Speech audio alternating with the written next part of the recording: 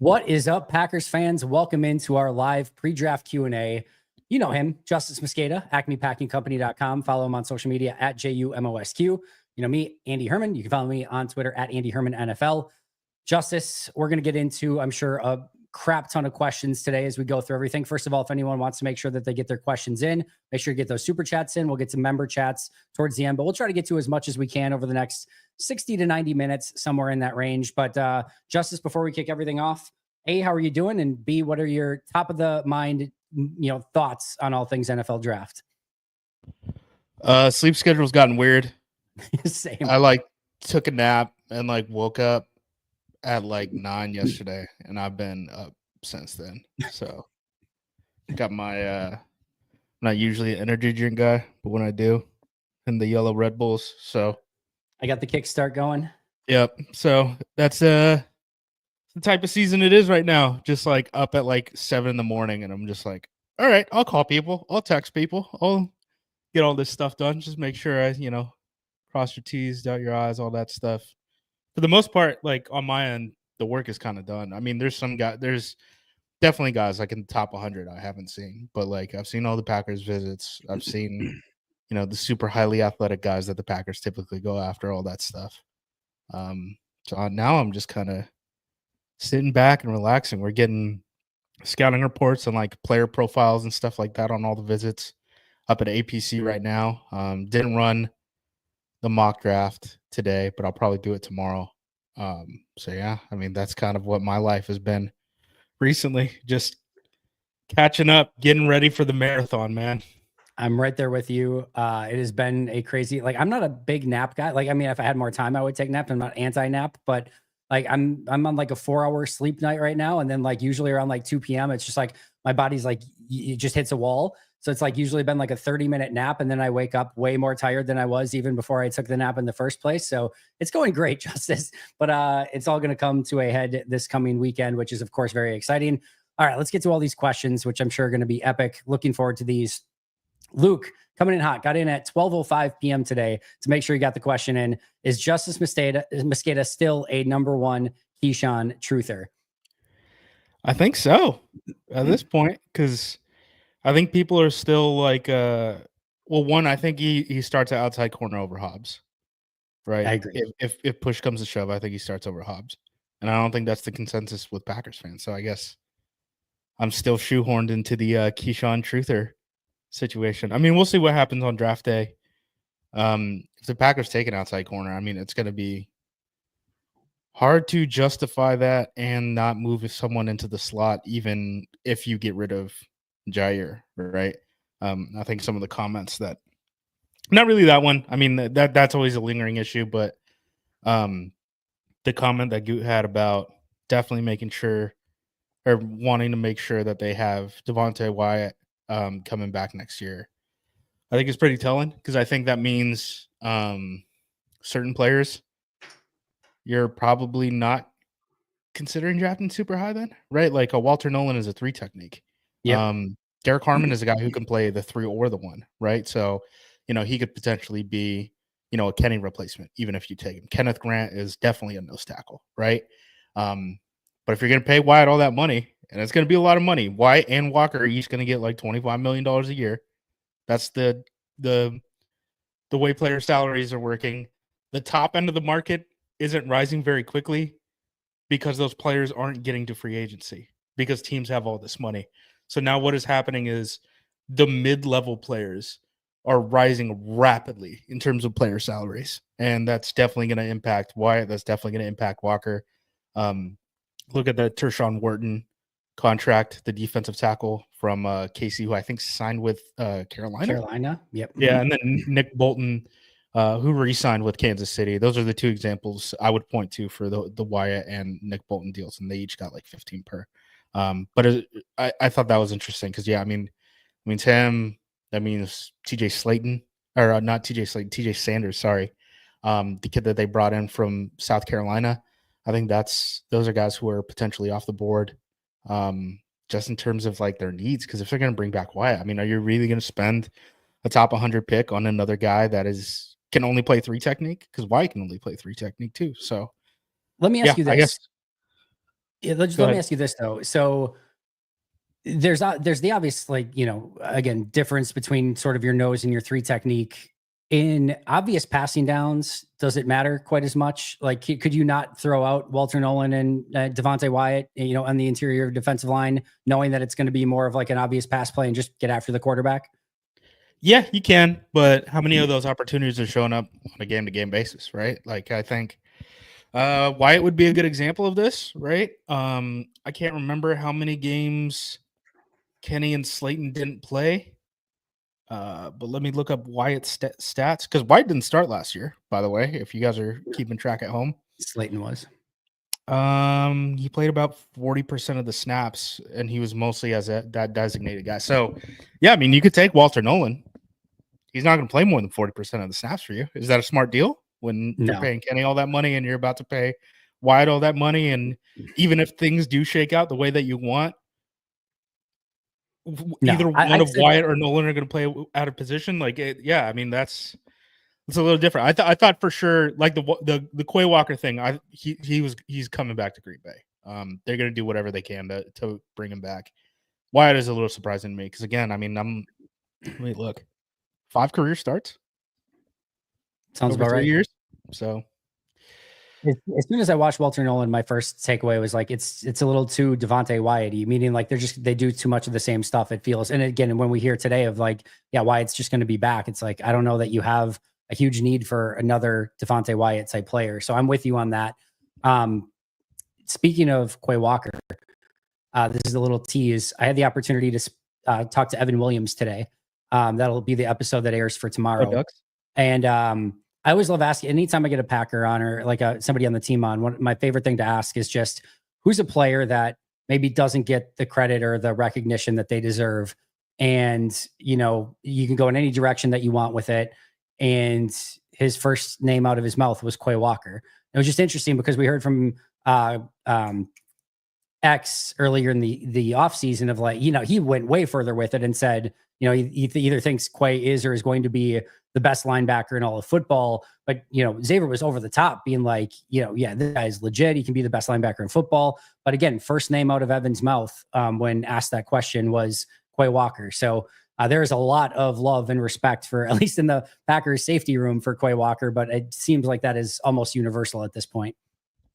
He played really good ball the second half of the season, man. He really did improve. I think it was who was it? Jack Campbell had some sort of, they do those things where it's like, like a creative player type of thing, but it's like, you have the brains of whoever and the feet Yes. of whoever. Like, I think one of them was like, it was like Quay Walker's athleticism or something like that. So, he's getting respect around the league. People within the division and stuff too. So Love that. Packers and Lions on microphones haven't necessarily said the nicest things to each other over the past couple of years. So, no love lost there. No, there certainly is not. Troy, thank you so much, first of all, for being a member for 15 months and appreciate the kind comments. Always great chatting with Justis, of course, and it's fun to do it on a live episode today. Mike, thank you for the super chat. Love to know Justis's 5 best wide receiver fits for the Packers. Yeah, let me pull up the consensus board right now. Yep. I think Tet makes a lot of sense. Tet is by far, if we're talking about these top guys, best blocker. And I know that sounds stupid, and It's not. people are like, what do you mean? You're talking about a wide receiver and you're talking about blocking. It's not stupid, man. The more you do all this perimeter stuff, the screen stuff, the RPO stuff, like, it's just going to matter more and more and more. At the end of the day, football is still a game of blocking and tackling and getting off of blocks, right? McMillan is really good there, where I think, Golden, Egbuka struggle. Burton, I don't even really consider as like a Packers guy. I think Golden makes a lot of sense as like a field stretcher. So we'll add him on the list. He's not a perfect fit. Higgins, way up there for me. Back to Golden for a moment.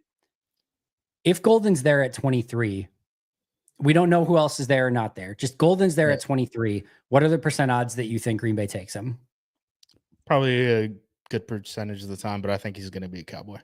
Yeah. When he's calling him Coach Jerry and everyone at the same time is like, yep, we're just going to mock Matthew Golden 12 for Dallas. It's like, all right, Did I you got see the the hint. Stephen Jones comments that the way back? Like this was like a month ago now. He made some comments of like what they were looking for in the draft, and it was literally like just you might as well have read the scouting report for like Matthew Golden. It was like literally to the point where the multiple people afterwards of like, why don't you just bring the Matthew Golden card to the podium at this point in time? Like it was like maybe they're very good at subterfuge and maybe they're like really pulling a fast one, but that seems to be the most. It's the Cowboys, so it seems to be the most. The Worst kept Cowboys. secret. The Cowboys draft board has leaked several times. I think 3 times at this point.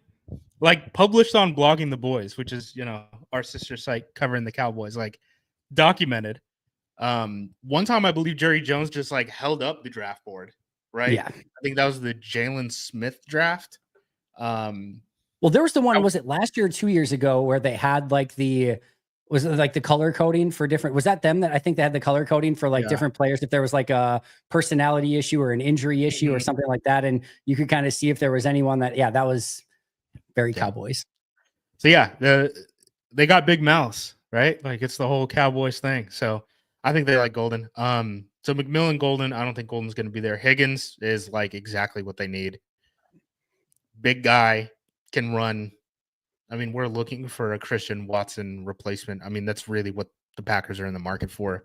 That doesn't necessarily mean Christian Watson has to go. I think you can play 2 Christian Watsons on the field at the same time. I don't think you're running into the same problem that, like, I think you struggle if you have 2 Jaden Reeds on the field at the same time. I don't think you struggle if you have 2 Christian Watson on the field at the same time. Correct.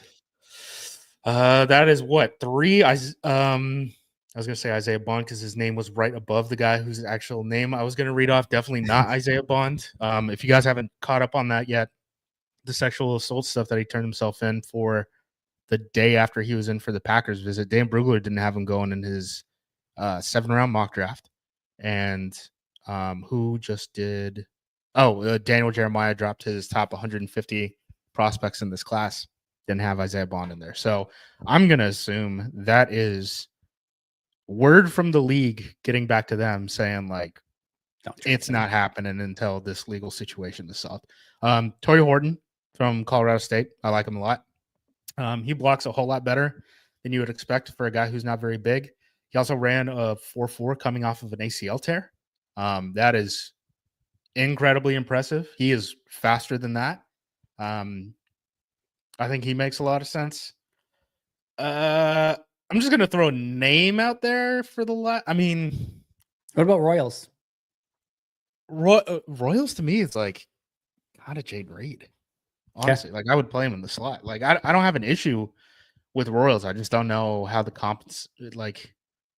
composition of the wide receiver room makes sense. I guess Savion Williams, the wide receiver out of TCU, just because. What about Ayo big athletic can run?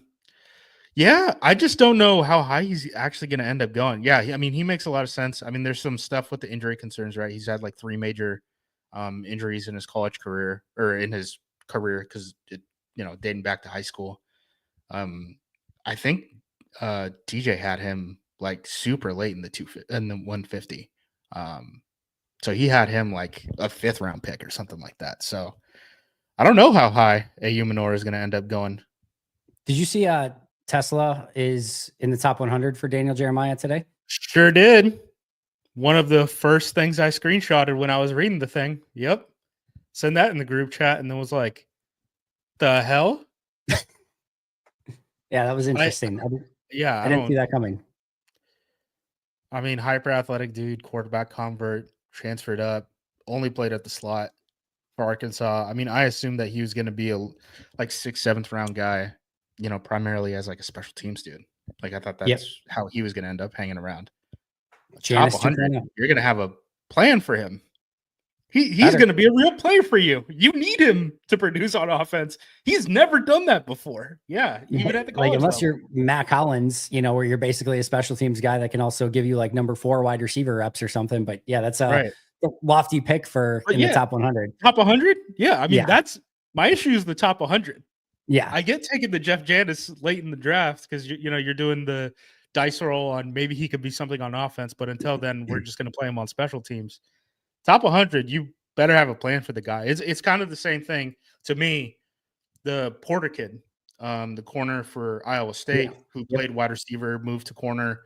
I think he has like 7 career starts or something like that, but he has like 7 blocked punts and field goals. Yep. Um, to me, I look at that guy and I'm like, this is, a high end dice roll, but it's a dice roll. I think he's, at minimum, we talked about guys like Isaiah Simmons coming back, to visit the Packers and stuff, and how Kevin King reinventing himself with the Atlanta Falcons, right? Like these highly athletic, big guy, like their floor is like special teams contributor if they're professionals, if they're going professionally about it, right? Um, and I thought, Poor would kind of fit in that, but people are like, yeah, maybe he's a second round pick. And I'm like, he might have to play this year. He's got 7 career starts, guys. And he's like As a 6-year senior. 23. 6-year senior, yeah. Yeah. He's got He's so like many as starts. as old as Lucas Van Ness right now. Yeah. It's crazy. So, These are the beautiful things that the draft brings is like you get these. I mean, he is an alien amongst aliens. Like he is what 6'4", 4.3 40 speed. Like I didn't think the agility testing to like totally translated on the field, but like then you see the agility testing and you're like, oh my God, like he's like a 99th percentile, like agility, like 3-cone and short shuttle testing guy too. And it's just like he's literally got everything. It's remarkable. But then, like you said, 6-year senior took until that 6th year for him to get starts. And it's a very limited sample size of actual targets going his way. He's a really, really interesting study. yeah. Those two guys, and we've talked about Ezraku before and how I just don't think that there's been an Ezraku, like in terms of his skill set and his size and all that stuff. I think those are like some of the guys that I'm the most interested in, just like following the careers and like, DJ what are you dropped going to end up Ezraku doing? a little bit today too. It was more towards the bottom of the like first round-ish. Like, I think it was like 29-30 for Ezraku today too. So he also went down DJ's board a little bit. Let's get to Brandon here. What's the most shocking move a team could make Thursday night that you think could have a chance of actually happening? Brandon, thank you for the super chat. You got anything off the top of your head, Justice? Well, I was told to watch that Texas defensive tackle for the Packers. I actually ended up liking him, Alfred Collins. In the first? That's what I was told, but Holy crap. been told a lot of things. So I was told once by a guy who worked for the Buccaneers, the draft that they took, Mike Evans, and he hit me up because I think I was doing mock drafts or Bleacher Report at the time. And he hit me up and was like, hey, by the way, I just want to give you a heads up. Like, Mike Evans isn't even on our board. He's got character concerns, all this stuff. Which, by the way, if you're listening to the Territorial McMillan stuff, like, there's a lot of similarities there in terms of like NFL evaluation and what actually matters and all that stuff. He was a basketball guy too, coming out. That was his sport until he changed to football late. And he was like, yeah, we're not taking Mike Evans. He's off our board. We're going to take Aaron Donald. And I was like, that doesn't make sense. Aaron Donald and Gerald Green at the same, or Gerald McCoy, right? Like 2-3 techniques, right? The same conversation we were just having. How does that fit? Is Gerald McCoy going to be a nose tackle full time? That doesn't really make sense. And, you get burned. So yeah, man, a lot of people went to, Easter Mass this past weekend. Next week, after all the dust is settled, a lot of people are going to go to confession and admit all the lies that have been told. But yeah, I was told to watch out. Alfred Collins is a potential guy for Green Bay in the first round. Don't know if that's going to happen. 66th on Daniel Jeremiah's big board. Yeah, Yep. I like you can see the upside. I mean, he is a big dude. He is what 6'5", I 330. watched him and I'm like, He's fun. I mean, there's just so many defensive tackles in this draft, man. Like it's so good. Go get one. And somewhere in day 1, day 2, grab a defensive tackle. As far as like most surprise, I mean, if someone traded to 2 for Travis Hunter, is that shocking? No. No, I don't think so. I think that's on the table, but I think for the most part, people are sitting and, there's not a ton of super high end talent. So maybe there's like a little bit of jockeying for position, right? Like, I know it was reported by Schefter, like the Broncos want to move up. I don't think they would be the Travis Hunter team. But I could see a team moving up for Travis Hunter. So like maybe you see a little bit of movement in the top 10, but I don't think that there's going to be too many teams doing anything crazy. Like Jalen Walker 4? Would that shock you? No. I'm running out of shocking things then. Yeah, I mean, here's the thing. After 3, I don't know that there's much that could and I'm sure there's something that could stun me. But I just think like once you get past 3, it becomes a much more of a cluster of players that are like Yeah. very similarly graded, and there's not like a true bona fide star. I mean, again, Cam Ward we know is going to go 1. Then you have kind of the 2 stars in Hunter and Carter in some way, shape, or form, and then it to me just becomes much more in the eye of the beholder after that. Yeah, for sure. I mean, even what was it, George Patton and Sean Payton opened their mouths, I think this weekend or maybe Friday. I can't remember which day it was. But they were talking to the press and they were basically like, yeah, we basically view like the 11th pick as the same thing as like the 39th pick in this draft. And then you get the news today that it's like Denver's trying to move up. So They want to get to 10. Yeah, that's my thought, right? If you say, hey, 11 is the same as 39, okay, you're trying to at least get to 10. We'll see what happens. I don't think that there's going to be a ton of drama in this draft. I mean, maybe like Tap watch, Will Johnson watch, some of these guys who have like injuries and stuff, like paying attention to where they go.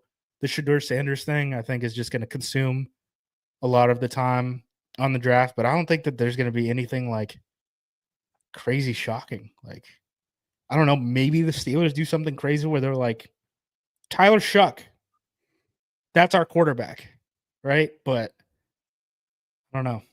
That's it. Yeah. What the Steelers do is going to be interesting because they are just, it feels like in no man's land again. Maybe it just ends up being Aaron, and it's I would not stun me, by the way, if Aaron decided to wait until the draft was in Green Bay to announce what he's going to do on draft day. It seems like he's made some noise on draft day before, but yeah, all of that. What's that? I said, has he? Yeah, just one other time, a little bit, just small nugget there. All right, let's get to Jason here. Does Shamar Stewart have a Mike Mamula sent to him? I guess I like him though. I understand the production thing, but like that's just kind of is what it is. I mean, Goo even said it today in his presser, where he was like, "Yeah, the NFL at large is going to have to do a better job at player development because this is just the situation that we're in." And his case was basically like, we're even getting the benefit of these extra COVID years and stuff like that, and the backlog and all that stuff that happened with NIL and stuff. So the drafts will probably get less deep, as time progresses. Plus, I don't know if you guys have looked at like demographic trends in the United States and stuff like that, but we're about to reach, post 2008 recession, born children going to college, right? You're talking about, our education system is not doing great right now, Andy. I don't know if you're aware of that. I've heard some things. We're putting out fewer kids who are qualifying to get into these colleges, and there are fewer kids in general, right? So we're definitely going to be talking about this in probably 4 years, where we're like, oh, the draft classes just aren't the same in terms of like how much talent there is just because of the population of this country, college age kids, all that stuff, right? So I wonder how much the concussion thing is playing a factor here too. I know just for me with my kids, like there's a factor that goes into playing football or not playing football. So I wonder if we start seeing fewer kids, even just playing football in general as well. I think it's less of a football thing and more of a sports thing. If you look at it, I've looked into it a little bit. Football's retention rate, like year to year, is not as bad as other sports. Everyone's just kind of on the decline. But yeah, man, there's a lot of kids that are just like hanging out playing Roblox and stuff, watching us on YouTube, things like that, and aren't playing sports like we used to as kids. So yeah, things are definitely changing. There's definitely a reason why the NFL is pushing international markets, right? Like they are going to, every stone that they can look under, they're going to try to find talent. I can't wait till 10 years from now. We're going to be breaking down the top Packers esports player coming up in the draft and seeing who's going to go first overall in the Madden draft of 2035. It's going to be epic, Justice. All right, let's go to Cheesehead Joey. Thanks so much for being a member for 10 months. What pick would really upset you guys on day one? Well, Alfred Collins is now my new nightmare on day one. Thank you for that, Justice. Appreciate that. Who do you have off top of your mind? I don't hate any of these guys really. Like from a talent perspective, I mean Pierce. That'd probably I be on my think, list as well. yeah, like Pierce would kind of suck for me. Just because like I think he's going to be a designated pass rusher at the next level. I don't think that he's going to be able to stick it in every down guy. So, obviously, not what you want in the 23rd overall pick. These guys aren't guilty, right? But the dudes who have sexual assault allegations that are just complicates things. Sort of not addressed, not fully addressed, not. I guess they are resolved legally, but I talked with a scout about the Maxwell Harrison stuff. Doesn't think that it's going to knock him down boards, but yes, he was accused of rape in 2021. He was a minor. That complicates things. Sealed case, all that stuff. Mike Green, obviously had the 2 sexual assault allegations dating back to high school and his time at Virginia. Was never charged. He said he was never even questioned about them. So, yeah, just makes me feel a little uneasy. But as far as player, like Luther Burden's up there because I just don't think that he fits what the Packers need at the receiver position because they already have a slot. James Pierce, I just don't know how many plays are going to be able to play him. We're not going to take the safety out of South Carolina. I don't want to mess up his last name. Haven't even really paid attention to him. Not a great football player, but a great athlete. I don't think we're in the safety market, right? Like, nope. Trading up super high and then getting like Michael Williams, who I think is a questionable pass rusher right now, or like Jolly Barron, who is a good football player, but I think he's probably going to end up being like a high-end slot at the next level. Or is probably his most efficient role. Maybe he does play outside corner. I think those guys would kind of disappoint me. But outside of that, man, like I don't, knock on wood, but I don't think they can mess this one up too bad. So mine would probably be the opposite. If like one of these guys that we really like falls to 23 and then they trade out of it and like take a different player later. Like I get the Jahdae Barron thing, but like I love Jahdae Barron just in general. Again, whether he's the perfect fit for Green Bay, but like if he fell to 23 and then they like traded out and took like, I don't know, insert lesser corner later, I would probably be a little bit bummed by that. Same thing with like, whether it's Shamar Stewart, whether it's Michael Williams, whether it is Derek Harmon, if again, one of those guys falls to 23, they're sitting there for you. And then you trade out of it and get a Landon Jackson, or again, just a lesser version of who was there when you were at 23. That's probably the only thing to me that I would be like, oh, that's somewhat frustrating. I think the trade up hurts me more because there's a lot of guys I like round 2, round 3. And you never even know how many guys that you think are going to be round 2 are going to end up falling down to round 3, right? And everyone's, I think back to I always go back to the Eddie Lacy draft, right? Where everyone went nuts that we didn't take Eddie Lacy in the first round, and he's still there with our pick in the second round. So if I were the Packers, I'd try to stock up as many second, third round picks as possible. If someone just falls into your lap at 23, take them. I'd like to have more picks, round 2, round 3. If we can add an extra one, great. That's fine by me. I know the roster doesn't necessarily need it. I just don't know how many teams are going to be willing to trade up in this sort of market. Yeah. I think the Packers are going to have like the pick of their litter kind of like in their tier, if that makes sense. As long as like a Tet doesn't fall, a Will Johnson doesn't fall, a Mike Green, a Shamar Stewart, right? Like one of those guys. If those guys don't fall, then I think they're going to have the pick of their litter of like, okay, do we want to take Derek Harmon? Okay, do we want to take Kenneth Grant? Something like that. And I just don't know if there's really teams that are like, we gotta go trade up for Derek Harmon. We gotta go trade up for Kenneth Grant, right? Because there's so many defensive tackles in this draft too. And I just don't know who's going to be super interested in taking a wide receiver high. Cornerback can get weird because everyone's injured, right? So like maybe some guys are like, he's the only one left at 23 that we even have like a second round grade on. Maybe something weird like that happens. But Maxwell Harrison, I already brought him up, right? As a guy I wouldn't necessarily love just from the off-field perspective. But yeah, those are my thoughts. My initial when I started hearing like the draft buzz of like, it's more of a starter draft than like a premium draft, and it's like it's not maybe there's certain positions where it's deep and whatever, and I'm like, I feel like we do this every single year. And then like the more that we get into like a lot of these guys are hurt, or there's some off-field allegations, or like there's again kind of two star players at the top, and in Carter and Hunter. And like the more that I've like got into this more, the more I'm like, yeah, this actually feels about right. It doesn't feel like a wonderful draft class, but I think there's going to be a lot of value, and the teams that just do a better job navigating it and kind of figuring out that Rubik's Cube a little bit, I think are going to be a much better position. But there's guys to find in this draft. It's just going to be really interesting to see where they go. Sure. And like how they fit with the teams that they go to.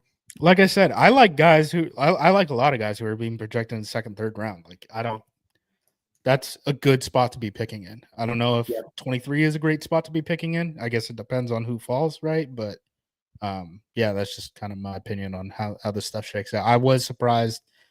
Andy, you're going to be shocked. I haven't seen every single player in this draft class. I'm with you. I get it. The consensus with all these general managers that keep opening their mouths is this is going to be a super good undrafted class because of how deep the talent goes. So who knows? Maybe the Packers want to keep adding late round picks too, just to get at bats. I know their roster is in a spot where they don't really need it in terms of just like the roster spots and who's making the team, all that yada yada. But we'll see. That's interesting to me because I almost went the opposite direction of me wondering more of like if they maybe don't need to get that 9th, 10th, 11th, 12th, whatever pick in the draft because they're going to get 3 or 4 undrafted free agents that they would normally have as draftable guys. So they kind of, potentially could, and now they're not spenders in undrafted free agency. Like they kind of maybe have 1 or 2 guys that they would. Yeah, sometimes, but they're like, if they really need, like if the Packers don't come out with a corner, or if they don't come out with an offensive lineman in this draft, they might spend the money on a big signing bonus for one position. Yeah. But the history says those guys usually don't make the team, not just in Green Bay. Like I think you get a fair shake if you're a UDFA in Green Bay, but just like, I remember Carson Strong signing for like $300,000 and then he just like never ends up making the team. And it's just like, it's on your dead cap. Yep. You just paid him that money and you got nothing for it. I mean, you got a camp arm. Andy, you could have been out there throwing footballs as a camp arm. It would have been good. And it would have been really good. I would have taken I could do it for less than 300,000. Yeah. So. Yeah. Easily could have done it. All right. She said, Joey, thank you for the super chat. Hot take. I think if Pittsburgh goes quarterback, it's Milroe. That seems very aggressive, but crazier things have happened. I mean, it could make sense. I don't think Milroe's going in the first round. I'd be pretty surprised if he did. Tomlin try to make the Justin Fields thing work, right? Obviously, when you have Fields in and Russell Wilson, you have to kind of like politically navigate that entire situation.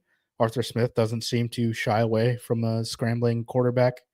Seemed like he would want to run the ball as much as possible, right? So, yeah, I wouldn't be shocked about the fit. I just don't think it's going to happen in the first round. Like if he's there in the second, sure. You don't have a quarterback, right? I think Pittsburgh's in a weird situation too, though. Like I don't. The DK trade, they don't have a second round pick. That's trade out of first move of the offseason for me. That Pittsburgh would go out and make that trade of all teams. It does. I'm not stunned that DK went for a second rounder. I'm not stunned that he got the contract that he got. I think still the most surprising thing is that it was Pittsburgh without a quarterback is the team that went out and made that deal and still like hung on to the rest of their like wide receivers too. Like, what? I said for now, Schefter said, George Pickens is potentially on the move. So there you go. Maybe they move him during the draft. We'll see. That's an interesting one. I would really want no interest. I don't think the Packers would have any interest in George Pickens, but I don't know. Do you think different? They brought him in on a visit, and then that same draft class, they kind of could have stayed pat and taken George Pickens. They had 2 second-round picks, and they decided we need to package these together and go get Christian Watson. So, to me, that seems like, his off-field stuff probably didn't satiate them, and they decided to go in a different direction. So, based off of how he's acted in Pittsburgh, I can't imagine that their opinion on him as a teammate, person, however you want to spin it, has changed very much. So I doubt we would be the team. Especially, I mean, he's going to have to get paid soon too. Yeah. So. Yeah, it doesn't make any sense. All right, from Jason, thanks for the super chat, Jason. What is the difference between CJ West and Jamari Caldwell? Are either good fits for us? I've watched West. I have not watched Caldwell. I don't know if you've watched Caldwell. Cool. We're doing the opposites. I have not seen CJ West. Jamar Caldwell is definitely a nose tackle. He dropped a lot of weight. I think he was at the combine at like 320. Definitely was like 340 when he was playing in Green Bay or in Oregon. Sloppy body on film. He's lost a lot of weight. It seems like he's done a lot of work in the offseason. Definitely fits. Depending on what the Packers want to do at defensive tackle. Again, I mean, if they're going to extend Wyatt, I think you got to play him at 3 technique, which means Kenny's going to play the nose. So I guess Caldwell can come in. I mean, you could kind of still rotate guys, right? Like they did last year with Slayton, where they had Slayton as rundown nose tackle, Kenny as rundown 3 tech, and then Kenny kicked into nose on passing downs, and Wyatt came off the bench to rush the passer at 3 tech. Caldwell would basically be subbing in for Slayton in that 3-man rotation, if that makes sense. Which, by the way, like if the Packers take a guy who's like can play 3 tech early in the draft, I think they could still look at nose tackle. I think they should. I would go. I think they should. I think they need a nose tackle more than they need a 3 tech because every 3 tech that they add to the team, you're pushing Brooks and what's the name? The kid out of Auburn. Spacing on his name. Colby Wooden. A peg down. So if someone knows Wooden, make sure he's training for his sake, not for my sake, for his sake, because he could be on the chopping block this offseason. The other crazy thing too is that of all they brought 4 defensive tackles, like sort of like as reserve futures guys in. James Esther, who was on the team, practice squad guy, Leonard Payne, Keith Randolph, and Nesta Jade Silvera. All of those are actual real names that are on the Green Bay Packers. All of them are 300 pounds or less. All of them are more 3 technique. Not a single one is more of your nose technique sort of style. I would have thought for sure that like, just go get somebody that's 330 pounds, like just in case or something. Nope. Not a single one. They're all 3 techniques. So I would say that if there is a need there, I don't even think that it's like they should. Like, I think they need to find a run-stopping defensive tackle in this draft. There's really nothing left in the free agent market either, which is another interesting aspect. Yeah, at least got to get one defensive tackle who can at least give you some reps in those. Because right now, if Kenny goes down, their starting nose tackle is probably Carl Brooks, a guy who people last offseason were like, can't we play him a couple of snaps at defensive end? Defensive end, yeah. Yeah, so it's a need. Yeah, they're going to need at least a guy who can play a couple of snaps at nose tackle, can get him out of a pinch if, Kenneth Clark goes down with an injury, God forbid, right? So. Yeah, as far as sorry, I lost my train of thought here. CJ West goes, like, he's a fun player. I immediately liked what I saw on tape. He's a good run defender. I actually had him initially as like somebody that I was really thinking about on my top 25 list of most likely to be drafted. And then watch him, and like, he's 6'1" and he's got short arms. And it's just like, I just don't know that that's going to be Green Bay's usual cup of tea that they like at that position. I think he could come in. There's like, immediately gave me a much better like Colin Cole vibes. If you remember Colin Cole from Green Bay, Colin Cole was 6'2", 328. So like not super dissimilar. But West is just a much better version of that. But Cole was a Packer. So it's not, totally entirely like a ridiculous thought process, but When they draft a 6'1" nose tackle with short arms, I'll sort of more believe it when I see it. But I like him. If they drafted him, I'd have no problem with it. All right, Cheesehead Joey, how long do you think it will be before we see an international player go round one? Joey, I don't know if there's another example of this, but I know one for sure. Bjorn Werner went in the first round of the 2013 NFL draft, 24th overall, and he was an international player. So we have had one at least already. I don't know of any other ones off the top of my head, Justice, unless you know differently, but Bjorn Werner was one of them for sure.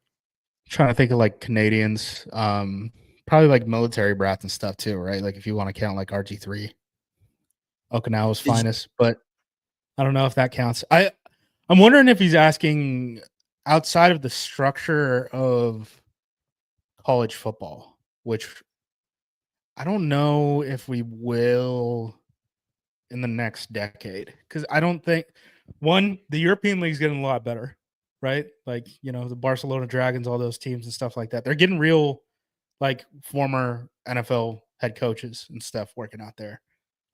Those kids are getting real developmental reps.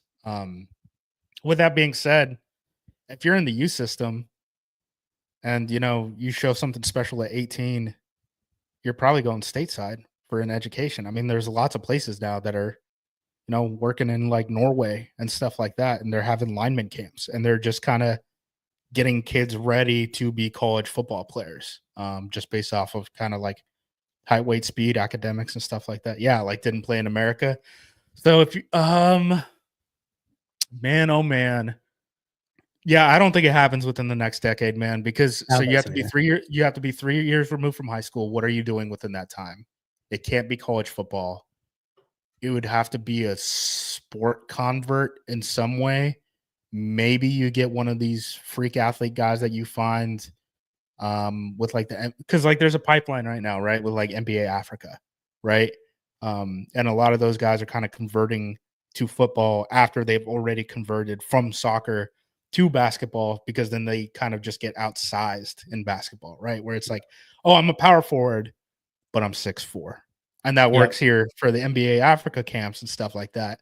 But that's not going to work at the next level. So what do? I would guess if there was a position that it would happen at, it would happen on the defensive. It would probably happen at defensive end first. Um, just because you could find small guys. Like if you just look at all of the international guys who come in, for the most part, if they're non-specialists, right? Um, they're usually coming in on the lines somewhere. And I think if you're talking about a first round guy, you're probably talking about potential in this context. I think potential at DN gets you a lot further than D tackle, which I don't know how many D tackle bodies they're finding, or Yeah. undersized offensive linemen. So I think it would be a DN. I think we're at least a decade removed from that. Yeah, I think so Pipeline's too. just not there right now. I don't see it anything. And then even then, some of those guys might come over and play, college football here or whatever. So Yeah, yeah, I think it's because going to be so the IPP. I don't want to go on this rant for too long. The IPP program. I actually worked with a guy, Mark Dugarian. We worked XFL together. He now runs like the Europe region for IPP, which is the International Player Pathways program, right? It's how you get that free international guy on your practice squad and stuff. Those guys are eligible for the draft, like every year. The only one who's really gotten taken is Mailata, right? So there's only been one so far who's been worth, a draft pick. So a first round pick, I think we got some distance to Wasn't there make up. that one other guy who like the NFL network went like crazy about being an international player, and then they like got a team to like almost draft him in like the 6th or 7th round? I'm trying to remember who that was now. There's like a Was it the wide rugby kid? receiver. But it might have been, but it was like a wide The receiver. rugby This is kid probably who like went to KC? 7, 8 years ago. No, there wasn't that guy. It was like 7, 8 years ago. And I thought there was an international guy. And then like Mayock and Eisen just kept talking about him over and over on day 3.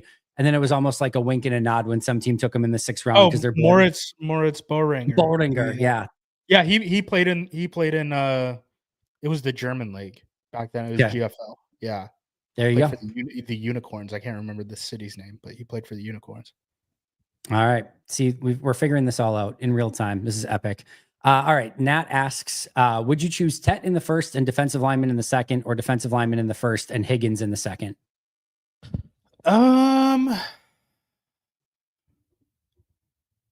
Give me Tet. Just off of upside, I think I like Tet better than any defensive so I was thinking defensive line is defensive tackle. I think she probably means end too, but yeah. If Shamar is there, I'm changing my mind. But all right. Tet in the first, defensive line in the second. I'll Who's take the Shamar defensive and lineman Higgins you're though. targeting in the second? I don't know, man. There's a lot of guys. I know. I mean, so many defensive tackles. Like Landon Jackson to me is kind of like a dice roll on Lucas Van Ness again. Which, if you really think that it was coaching, right? Now we got 2 dice to roll on a guy that you thought was a top 15 pick, right? So You know what everyone's been craving? More LVN. That's what everyone wants is double LVN, double the pleasure, double the fun. Good. Basically, I mean, how many times has Good said the players aren't the problem? It's been a lot. And they put their money where their mouth is too. They've moved on from the defensive line coach. So no, you're right. Yeah, I mean Alfred Collins, the kid out of Texas, TJ Sanders out of South Carolina, right? He could potentially play 3 tech for you. There's going to be a bunch of Jordan Birch is a guy I ended up actually watching, not drunk on Saturdays, watching Oregon games. Actually watching the film. I really like him. I think he's an interesting combo inside outside type of guy. I think he has a little bit more bend than you would expect for a guy that size. I think there's going to be plenty. Like if you need to take a defensive lineman in the second, third round, this is a great draft to do that. Swinson, the kid from LSU, like there's guys out there. Yeah. I love Swinson. What did you think of Tuamalu? He's fine. I saw, man, I can't remember who it was on Twitter and was like, he could potentially be a first round pick. And then I think it might've been Ross and was like Green Bay Packer. And I was like, I will strangle you, dude. He to me is a really good college player. He's kind of been taught to play college football. And what I mean by that is that game is so based around just creating chaos as the read man, right? So you're the read man on the option. You're doing the surf technique. You're trying to play the run with the running back, right? You're trying to play the dive while also trying to play the quarterback, right? And just kind of get in the way, really good at batted passes and stuff like that. I just don't know how many of these traits outside of being like a solid run defender, a solid athlete really translate to the next level. He's a guy I would probably like 3rd, 4th round just because, defensive ends don't like playable defensive ends don't grow on trees. Most teams don't have 4 guys who can do that. He is one of them. So he's going to be sought after. I wouldn't take him higher than that. Okay. Interesting. It's just more like, do you think he has the ability? Cause I think he's I overall liked him. Do you think he has like the ability to convert speed to power, be more of a bull rusher? Is that like a thing that you are maybe a little bit more concerned that he doesn't have the play strength to kind of hold up against NFL tackles? I just haven't seen like the level of burst that you need to do that to be like a starter.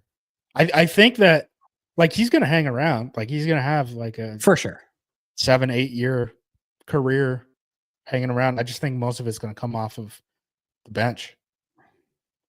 More rotational guy. No, that makes sense. Mm-hmm. All right. Garrison, day 2 guys that make an immediate impact for Green Bay. So depth chart talk, right? It would be a outside receiver who could stretch the field. It's like a Higgins. So a Higgins type of guy. I think Torrey Horton can do that too. Defensive side, I think outside corner is certainly on the table, especially after looking at the Nate Hobbs contract and all that stuff and how the market reacted after that for the slot position. Defensive end, I could see it. Defensive tackle, you're probably not going to get it. Like you're going to get that 40% snaps if you get a guy in the first round, I think. That's kind of the market that you're going to be in. So, yeah, outside corner. Pick any of the injured cornerbacks who would have gone in the first round if not for some bang-ups. So, Morrison, Revel. Morrison, yep. All those guys. Amos, I liked Amos. I ended up watching him. I don't know if we talked about that since, since last time. He to me did not look as fast as he ran that 40 time. Would totally agree with that. Like, would not have guessed that he was a 4.4 guy. Ball skills, crazy. Competitiveness, crazy. Like, if he's really that fast, if we could tap into him being that fast consistently, he might be like the third best corner in this draft. I would if he can play that way. I agree. Literally the number like 3 thing on my list ran a 4.43 40, but didn't play that fast on tape. Like literally right in my notes. Ball skills are nuts though. Like he started like 2 real years in college football because he was a backup outside cornerback for Alabama last year. So he was at ULL, transferred to Bama, was on the bench, and then became a starter again at Ole Miss. 2 years, Andy. He's got like 8 interceptions and like 35 PBUs. I think he was a high school quarterback. He was Malik Neighbors' quarterback in high school. He was the guy throwing to him. So yeah, I mean, if he's actually that fast, like that's what a hidden gem looks like in the draft. Just like, oh, ball skills and fast and super competitive. Why did this guy last to the 40th pick in a draft class where people were bitching and moaning that there's not a ton of talent, after the top 10 picks, at least high in the draft, and all these other cornerbacks are banged up, right? So, yeah, that could be one a couple years from now where like he went what? He went 50th? Why? Hopefully 53rd if that ends up being there, or 54th, if that ends, not 53rd. 53rd would be heartbreaking. Yeah. 54th would be great. Yes. PFF had a stat, allowed less than 19% completion rate on throws 20 plus yards down the field. So whether he played fast or not, he did not have or did not allow much down the field when he was throwing it. I don't know what He's got good ball skills, like crazy ball skills, like legitimately A+ ball skills. He's the opposite of Keyshawn. Keyshawn can cover guys, but he's not getting his head turned around, and that ball is going to hit him in the back of the damn helmet, right? Like, Amos is going to break up damn near everything. You could see that he grew up being a skill position guy, right? He didn't grow up. He wasn't moved to defensive back immediately in like middle school because he doesn't have hand-eye coordination. That's not the thing that we're talking about here. All right, Mike, thank you for the super chat. Hot take, let Carl Brooks take the same number of snaps at defensive end as Gary, and Brooks gets more sacks. I would disagree with that. I think Rashawn Gary's the better defensive end. But I don't know, maybe you feel differently, Justice. No, I'm with you. And again, this defense, the structure that it works in, man, like you want to get smaller. Everything is about pass rush. You don't want to get bigger. Like the idea that of 4.3 defensive end, you should be, Reggie White size is just very outdated to me in the context of like the modern NFL. All a 4.3 DN means is you're just never dropping back into coverage. That's the only difference between a 3.4 outside linebacker at this point, right? Yep. So that's my only that's really the difference to me. That's why I think it's funny when people are like, "Oh, he's a smaller guy. He must be a 3.4 outside linebacker." I'm like, that's just not what this league is anymore. It's really about like, are you dropping or not? Which is why I think like a Jack Sawyer in this draft class, I think he's going to be more valued as a 3.4 guy because he can do a little bit of everything, and he can drop back into coverage and stuff. But you're still going to have to set the edge. You're still going to have to rush the passer. Like those are demands, whether it's 4.3 or 3.4, and 2/3 of the time you're going to be in sub packages anyway. So you're basically the same position. You're going to be in. I almost asked Goody about this today. I just the reason I didn't. One is like they ran out of question time. Number two is he's sort of already given the answer of that. He wants to keep his bigger guys along the defensive front. But I almost asked him a question about this today and just again didn't get to it. But I don't know, maybe something. I don't think he was going to give us a good answer or give me a good answer anyway. He's not like all of a sudden going to be like, yep, we know we want smaller guys and that's what we're going to target in the draft, or so I didn't think it would be a good enough answer, but I almost tried to pose a question to him exactly about this today, but alas, I did not. You guys did a good job. You guys got him to actually talk about players. A little bit. He didn't say, McMillan. Who's that? I can't talk about that guy. He's Did not you on see a the contract. give him the long answer about Cooper DeJean last year? Schneidman pointed out, and then this year, like Tatsy's like, oh yeah, didn't say a ton about him, but I don't think it means a whole heck of a lot. I think I the just don't. Packers, by the way, from what I understand, people are really trying to understand how he ticks. And some of this might have caught people by surprise, which is why there's a lot of late draft work being done on him. Because they were like, what do you mean? Like, what do you mean he's not taking stuff seriously all the time? Because he's an All-American and all this stuff, right? Yep. And he's been productive for 3 years and all this. So whenever there's late work, a lot of it is usually coming back from medicals, personality stuff, or I mean, I guess this qualifies as personality stuff. Josh Simmons, by the way, I was told a little bit of a personality guy. Not like any. I mean, how do you even qualify off-field issues or anything like that, right? But nothing criminal, anything of that nature. It's just, I guess, like Rubs people the wrong way, sort of thing. like a toughness question. Ah, gotcha. That is like particularly different with like offensive linemen, right? And then he obviously has the patella tendon issue too. So I'm not surprised that he ended up coming to Green Bay. It's always interesting trying to figure out why guys took visits to the Packers. Like that SMU defensive lineman broke his hand, right? Yep. He played with a club for a couple games. He had the Nick Perry. If you guys go back and watch him, Elijah Roberts, who, by the way, people are now considering like a third-round pick. Kind of came out of nowhere. Yeah. Kind of came out of nowhere. Hadn't been talked about like that the entire draft cycle. Ty Felton, another guy that the Packers brought in, is a guy like that. Before this past week, people were probably looking at him as fifth, sixth-round pick, and now all of a sudden you're seeing him being picked in the third round, and by Kuiper, by DJ, by guys like that, Dane Brugler. So it seems like the Packers were at least ahead of the public on a couple of these guys.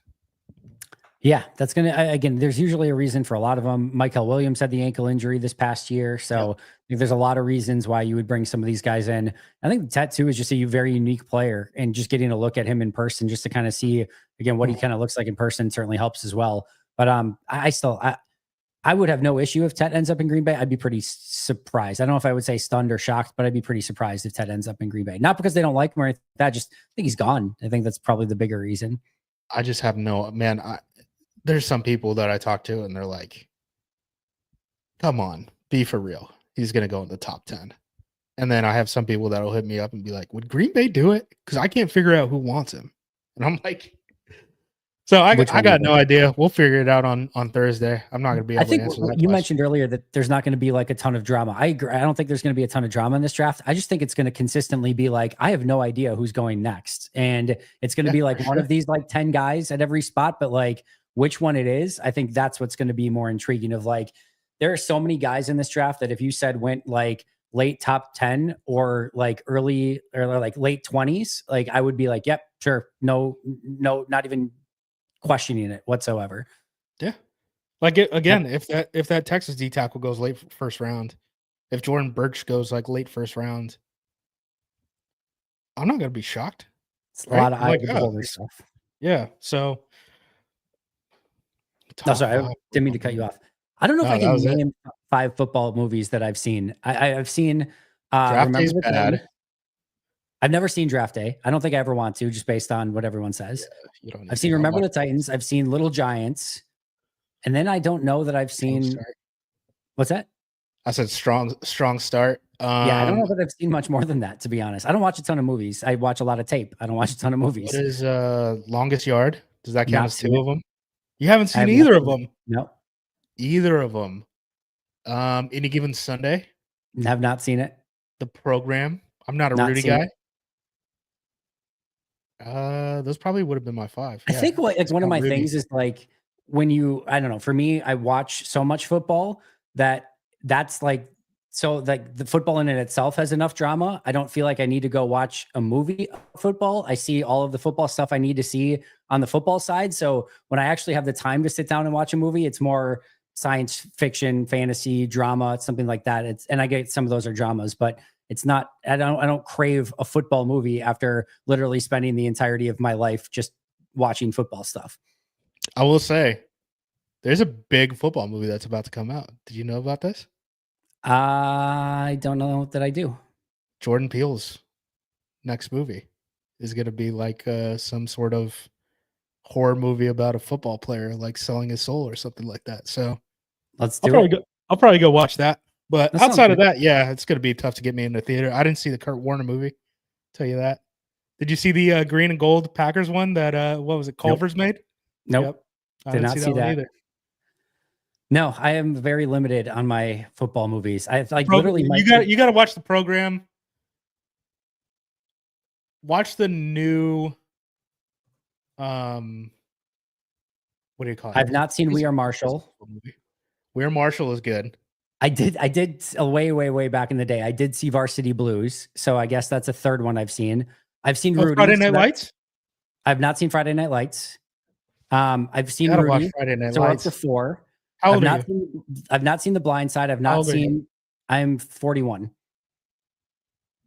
Okay, so you wouldn't have had a DVD player on a school bus to a road game. Well, I didn't play high school football is Okay. probably the main thing there. So yeah. Yeah. I got So I to was middle like, how have you school not and then seen Friday Night Lights? I feel like It's that sad, just I don't- happens passively. yeah, it probably does. I don't know. That's one. But so I'm up to 4 that I've at least seen. I've not seen Invincible. I've not seen The Replacements. I have seen Waterboy. All right, we're up to 5. All right, so I've at least seen. I've seen Bobby Jerry Boucher. Maguire. Jerry Maguire is 6. Give me the money. Yep. I think that might be it. I've seen 6 football movies. So I will take Waterboy off the list. I've not seen The Longest. Yeah, we talked about that. So I'll say those are my 5, I guess, is Jerry Maguire and, Remember the Titans, Varsity Blues. Yeah, it's not great. Rudy. Yeah, whatever. That's the answer to Honestly, the question. if we're gonna go like rewatches, I don't think I need to see any of those movies again, other than maybe We Are Marshall and Remember the Titans. Remember the Titans is phenomenal. That's all I need. Yeah, it's a great movie. Yeah. So, all right, Most Hated Minnesotan, thank you so much for gifting 5 pack-a-day memberships. That is amazing. Hopefully, some great people got those. I know they will. Let's see. My Balls Itch, one of my favorite names of our chats. What is the rationale that some NFL teams don't use any pre-draft visits? Does Jacksonville just enjoy losing, or do they not want to pay for the flight and the hotel stay? I don't have a good answer to this one. I don't know if you do, Justice. Jacksonville spends money. I don't think that the money is the issue. Some of it can be looked at as like tipping your hand. But as the Packers did before COVID, you can also use it as misdirection, right? Maybe they think, because I mean the hiring process was late for them, right? Just in terms of general manager and head coach and all that stuff when they changed over everything. So maybe they feel like they have to do catch up or something like that. I know my buddy John Shipley, who covers the Jaguars for SI, has said that like a big thing is like the Rams don't use visits, which they're doing now. They brought in 3 guys. They brought in Milroe, Shamar Stewart, and Isaiah Bond, which is a very weird trio to bring in for the Rams. But Jacksonville's general manager also comes from a really weird background. He is from St. Louis, like born and raised, and he became a member of the Rams when they were in St. Louis, and the Rams moved away to Los Angeles, and he stayed in St. Louis, and he was just a work from home guy who flew into LA for the draft, basically. So yeah, I mean, he might be a guy who kind of marches to the beat of his own drum. That's certainly not normal. Most teams use their, their allotted 30 for sure. Yeah, you would think, again, even if you just wanted to do it as like undrafted free agent,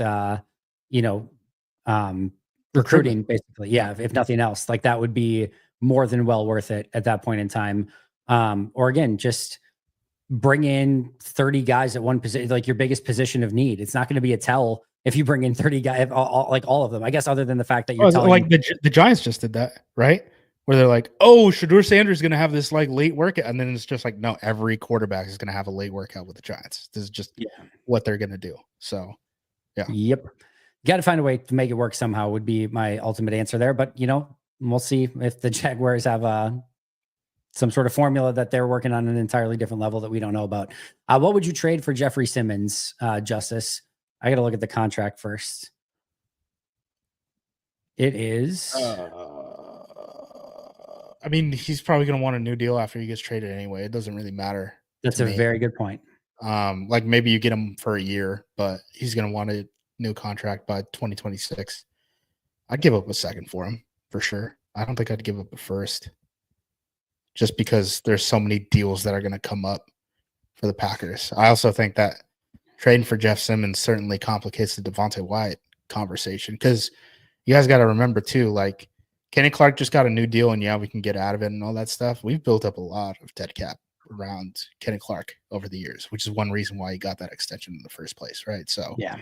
I don't know if a big swing at D tackle or to pay a guy is really kind of the market that the team is looking at. Yeah, I don't think I would have a ton of interest just for that very reason. It's a very strong defensive tackle class. I think I'd rather just go younger. He's 28, so he's not like he's super old. He's very talented, no question about it. You wonder too, like how much of a sort of bolt to his career it would get if he actually went to a contender and somewhere we could go and play at a high level. But again, you mentioned the fact that it's probably going to change anyway. But he's got 18 million on the 2025 cap, and then 21, almost 21 million next year, 23 million the year after that. So, I think for what it's at right now, I would probably just say let somebody else trade for him if it's going to take that much, and just go and draft somebody and use the money elsewhere. I have no problem trading a second for him. It's just don't trade a second for him and then pick up the fifth-year option on Wyatt. Yeah, it's just the combo of those two things don't make sense. Autumn, Andy, just want to say thanks for your top 25 draft pick video earlier today. Very helpful as I narrowed down my picks before Thursday. Autumn, you are more than welcome. Appreciate that. Obviously, we'll get to any member chats. If you guys have any super chats, also we'll get those in. We got about 20 minutes left. But yeah, we'll try to get to some member chats here. I realized I watched one other football movie, by the way, arguably maybe the greatest movie of all time. What was it? The Sixth Day, with Arnold Schwarzenegger, where they cloned people, and there was a storyline about an XFL quarterback way back in the day, like when the XFL first started. So I guess I did see one other one as well. Not a highly made it to a movie. I didn't know XFL made it to a movie. I didn't know it was that. very early. So what was it? I got to see when this was. This was. It must have been like 2000. Yeah. Yep. This was 2000. It was a Arnold Schwarzenegger movie. A world of the very near future in which cattle, fish, and even family pets can be cloned, but cloning humans is illegal. That is until family man Adam Gibson came home from work one day to find a clone had replaced him. Bum, bum, bum.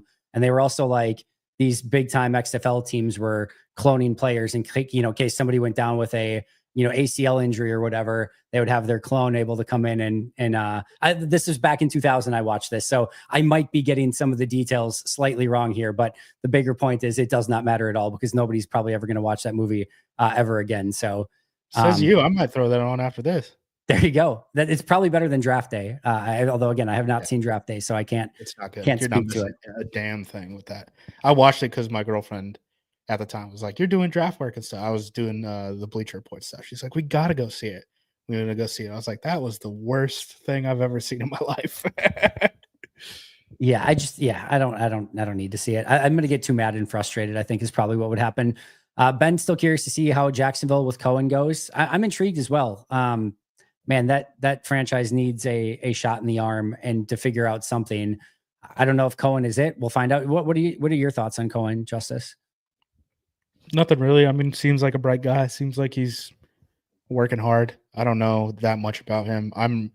If I'm looking at Jacksonville, one of the things I'm interested in, like, Khan has just perpetually had power struggles underneath him because he's never really had the pulse of the team, which is, people say that they want hands-off owners, but you want the owner to be attentive at the same time, and that's a very thin line to kind of walk. And I don't think Khan is very attentive. I think the Boselli stuff is weird, that he is executive vice president after being on a radio show. last. I mean, not even just last year, like a Hey, couple months there's ago. nothing wrong with that. If any teams want to come calling, I am on a radio show myself. Andy, If Tony well, Baselli can make it work, then maybe there is still hope for a radio show guy. I mean, Working what in are the his NFL. credentials? Just what, like first overall pick, Hall of Famer, all that stuff. No, this radio Yeah. show, radio show. I'll tell you what. The last place the Packers will be looking for executives will be anywhere in the media. They are very insular. So if we're gonna get an opportunity, Andy, I fear it's not gonna be with the Packers. Yeah. Here's my my ultimate question always. Minnesota Vikings come calling tomorrow and give you your dream job. Are you taking it? Or what about the Bears? Yeah, I'd probably do it. Yeah, if the Vikings call and say we want to make you GM tomorrow, I'm sorry. I'm going to take the GM job in Minnesota. Same thing with Chicago. I'm taking it. There's no way I can't. Yeah, it'd just be too interesting. Yes. Oh, for sure. I will say, like, if you gave me like a spring league opportunity, I'd probably take that over that. Though. I just think it's more fun for me from my experience in spring league. No, totally. College football, I would not take the job. No. I'm hanging up the phone. Good luck. All right. Loving football. I'm a SC guy. I know Justice is an Oregon guy. How do you feel about Birch? I think he's a big, high floor, low ceiling guy. I don't think he's a low ceiling guy. I agree. He's a really fun player. I think he's got pretty decent bend for his size and stuff too. I think he's a pretty decent run defender. I actually really liked him the more I started looking at guys because like guys on the edges, right? I liked Princely, but he didn't test as well as I thought. I still think Landon Jackson's probably a little bit underrated. I think Braden Swinson is a little bit underrated. Swinson's my guy. But in terms of like buying guys, like day 3, where it's like, okay, this guy, Landon Jackson's 50th ranked, Swinson is 65th, Birch is 71st. Like, would I spend that pick on this guy? I think those are my 3 guys on day 3 at the edge position, which if you know anything about like my edge evals, like I joke that edge rushers are quarterbacks. And that like if you don't take one in the first rounds, there's history says it's not a smart pick to turn in those day 2 selections for those guys. But I do like all those guys for different reasons. I like Birch. Or go ahead. Go ahead. I was just gonna say, just keep in mind the Packers' 3 biggest decision makers: John Eric Sullivan, Brian Gutekunst, and who is it? Wojciechowski, I think.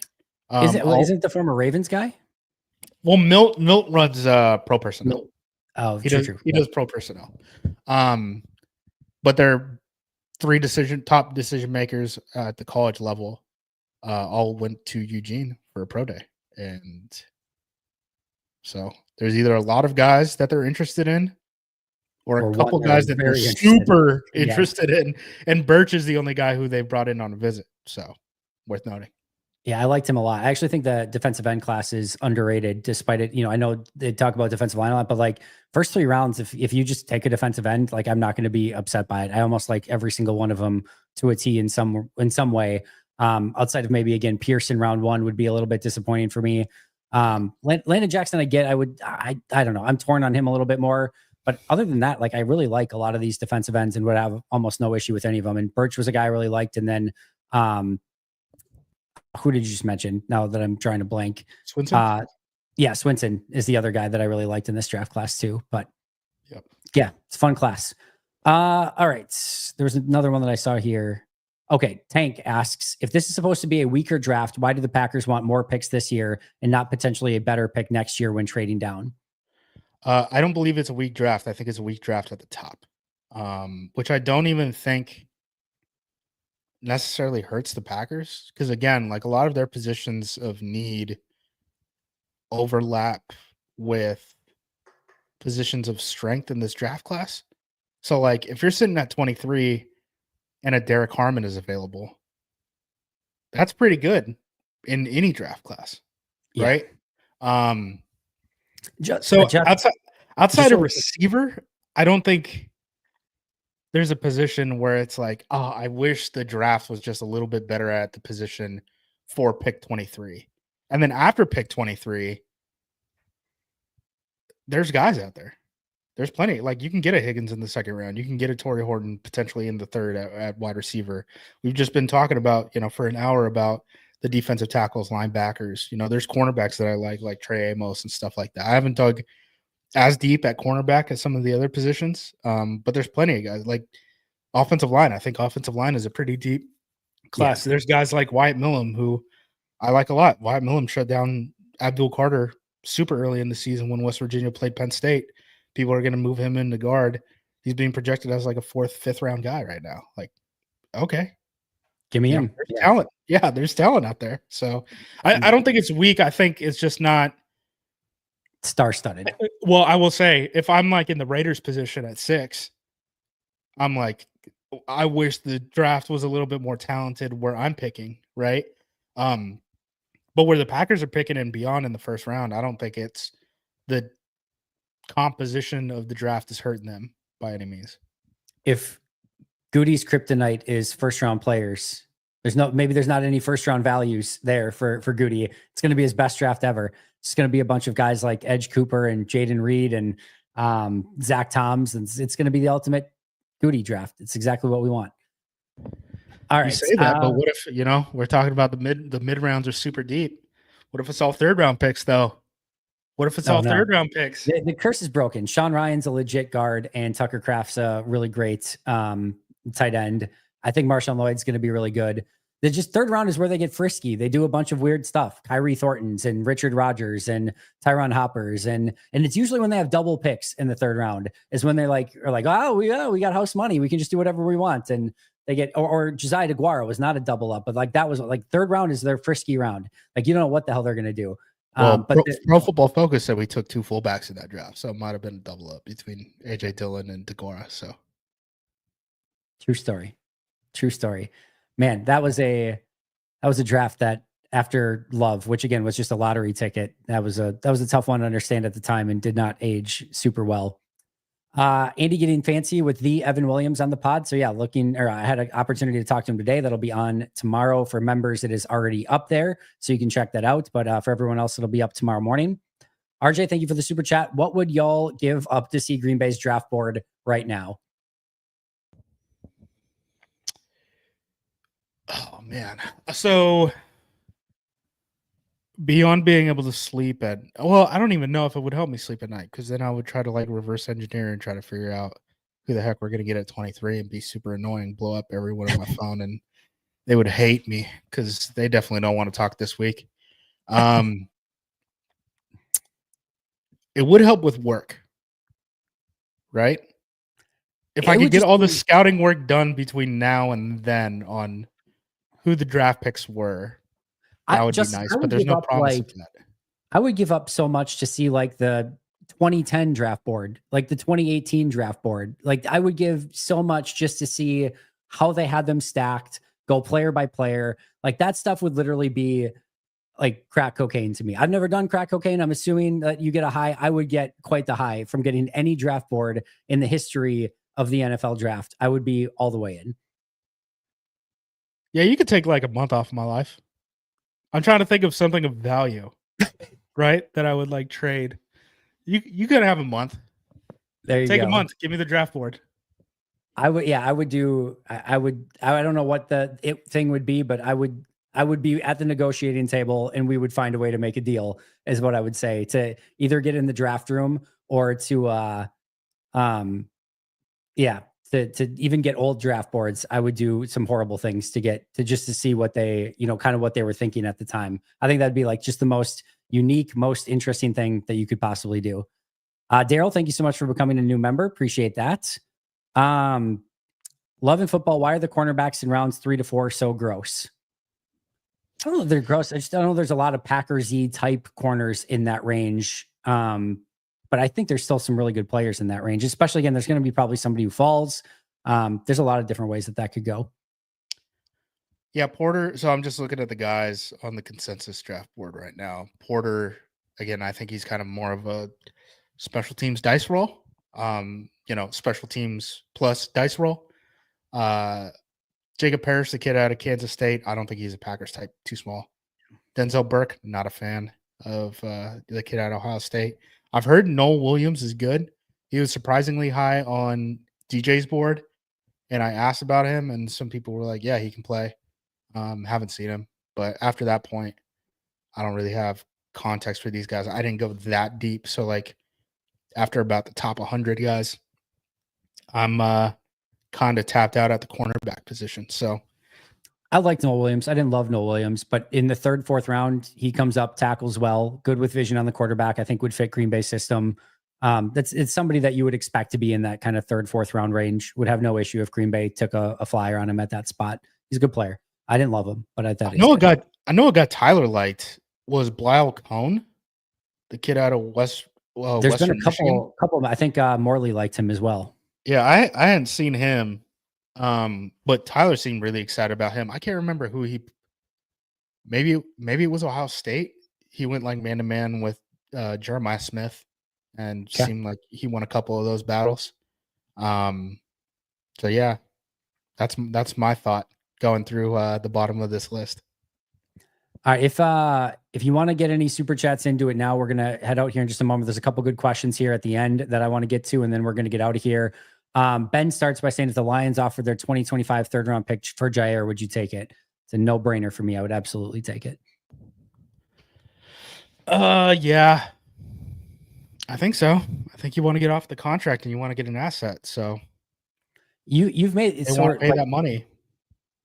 How I view it is you've made the determination that he's not going to benefit your team. And if you think he's not a value at the contract and is not going to benefit your team, you're not worried about him going to a rival because you've already come to the conclusion that you don't think he's going to benefit a team. So I would, if you can get a top 100 pick out of it, get off the contract and send somebody that you think is a bigger detriment than he is an asset with that contract. I have no issue with sending him to a division rival. Will he probably go out and be a first team All Pro, have the greatest season of his career, probably end up with 3 pick sixes against Green Bay? Probably, but I'll take the top 100 pick and live with the rest. Because if I release him, he could go to Detroit anyway. Yeah. And so to me, I'll take the top 100 pick and live with the results of it. Yeah. I think you pull the trigger. I think a third round pick is a lot higher than any return that we would get for Jair on that contract specifically. Big time. Totally agree. I don't know if they get anything. So all of a sudden I get a top 100 pick. I don't care if it's to Detroit, Minnesota, Chicago. I'll absolutely take it. Is there a player each of you would be willing to trade this year's first round pick for? I mean, in the scheme of things, I'm sure they're on the market is the big question. Yeah. On the market, no. In the scheme of things, I'm sure I could come up with players that I would absolutely trade the first round pick for, but on the market, I can't think of anyone off the top of my head. So Schefter just had his big blast of guys who could be potentially available. Relevant names in this conversation: George Pickens, wide receiver for the Steelers. I don't think we're in the tight end market. I don't think Evan Neal is going to go for that much. Shea Hendrickson from the Bengals. Odafe Owe is interesting. I don't think that I would pay him that much. He's already on the 5th-year option. Yeah. Or not. I wouldn't trade the draft pick to then give him the extension. Right. Jalen Ramsey's not going to go for that much, which, by the way, I think Jalen Ramsey being available hurts Jair's situation. Because if your whole thing is like, well, maybe post-draft, some team is going to be super needy at cornerback. Like there's already another bidder trying to kind of like fill that void if Jalen gets traded. So no, I wouldn't. Not for the guys who are available right now. Yeah. Not a first. No, there's nobody that comes to mind for me from an availability standpoint. I mean, the closest would be Hendrickson, and like you said, I don't think it takes a first to get him. So no, it would have to be like to trade a first for a guy. It would have to be like you get. It would almost be like a Pro Bowl guy who's like 2 years into the league. Yeah. Or if you're trading a first about non-quarterbacks, or if you're trading for like a first for Hendrickson, you better be getting like a top 100 pick back in return in that same like a second back. Like, I could do that. I could give up a first if I'm getting a second back and something to that extent. Yeah. Who cares? Big time. But yeah. All right. Last but not least, before we get out of here, so everything happened just like Dane Brugler's mock draft and Barron was also gone. What would you do in that scenario? So I had this up. All right. So On the clock at 23, Will Johnson was there at 23. Walter Nolan went 25. Kelvin Banks went 27. Maxwell Hairston went 28. Ibuka went 29. Ezuraku went 32. Trey Amos 36. Higgins 38. Those are probably the players that you would have to be deciding between. So assuming that there's no trade back options, what are you doing in that situation? I have to pull it up myself because I am too dumb to follow along. I can't wait. So I can take Will Johnson? Yep. I think that's just the answer, probably. Yeah, I think I'm just going to take Will Johnson. Yeah. I'm not a huge Will Johnson guy, but available, but I think that's probably the player that makes the most sense. I'm taking Will Johnson. Yeah, I would probably take Ezuraku, but I think the Packers would take Will Johnson in that scenario for sure. All right, Justis, I cannot thank you enough for taking all the time, almost an hour and a half here answering questions. I can't thank everyone for all the super chats and all the questions. I will be back tomorrow, members only Q&A, tomorrow night at 6:30 p.m. So if you're not a member yet, make sure to become a member before then. If you're not, it'll go live after the fact, so you can still go back and review it. I will be live at Hagemeister Park on Wednesday, 7 to 9. Thursday during the day, I'll do a live Q&A. Thursday night, I'll be live for the draft show. Justis, you know you're invited to that as well. Friday, live Q&A during the day, live draft show as well. Justis, you're invited to that as well. And then Saturday, I'll probably do a live draft show in the morning, and then Titletown Brewery at night as well. So lots of live stuff coming up. Justis, I know you're going to be busy as well. What do you got cooking at Acme Packing Company? We're getting all those profiles, all those scouting reports up on all the visits. We're going to get it done. We're close right now. We don't have all 25 up, but we're close. Get you all the breaking news, all the rumors and stuff like that. They really peppered us today. Everyone just saved everything for Monday of draft week. We got new updates from pretty much every newsbreaker. I don't know if Adam Schefter's ever written an article that long. Hey, you know better than anyone. I'm sure you know this. Maybe it's different for Acme Packing, but I would guess that Monday is probably your most read day of the week. It's up there. Yeah, for sure. Monday's the most watched / listened to during game weeks for sure. Yeah, for us, almost all the time. Usually it goes Monday, Tuesday, Wednesday, Thursday, Friday, Saturday, Sunday. Monday, Tuesday, Wednesday, Thursday, Friday, Saturday, Sunday. And it just restarts every week. It's not always. There's always actually, this is a compliment to you. Legitimately, it goes Monday, Tuesday, Justis episode, then Wednesday, Thursday, Friday, Saturday. That is a legitimately 1,000,000% true statement. So I can't thank you enough. And I know everyone loves the Justis episode. So appreciate everything that you do all year long. I know this is an awesome week for you. Make sure to go check him out over on acmepackingcompany.com and follow him on social media at JUMOSQ. Justis, I'm sure we'll talk soon. You enjoy your week. Hopefully get to talk on our draft parties either Thursday or Friday this week, but I know you're a busy man, so do what you got to do. All right. I'm holding you to that. I'll be there at some point. I don't know when, but I'll pop in for sure. All right. Sounds great, man. I will talk to you soon. Follow him at JUMOSQ. You can find me at Andy Herman NFL. Find the podcast at Pack a Day Podcast. But until next time, and as always, go Pack Go.